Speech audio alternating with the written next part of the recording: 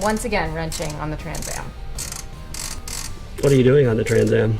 I got some new shocks. I was complaining about the old shocks, and my buddy John Hotchkis over at Hotchkis Sports Suspension sent me 4 new shocks from their And you're taking off the top right now. That is correct. Oh, here we are. So I already did one side. Anyway, now I do have new shocks. These are them. I don't even think, they're not that expensive, were they? No, I think it's like $500 for the whole set. So, Yeah.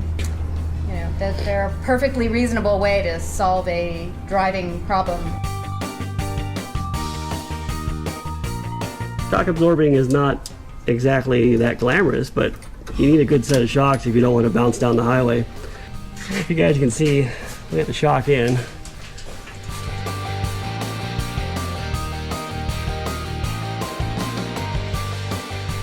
And that guy too. So it went pretty easily. What we're gonna do is we're gonna take the car for a drive, and then Elana can evaluate how these shocks compare to the ones we took off. All right, the new shocks are on. Here we all are. How the shocks feel, Elana? Actually, I think they feel better already. A good shock is like gives over the bumps, but then it doesn't let the bumps get out of control, and that's what makes them good.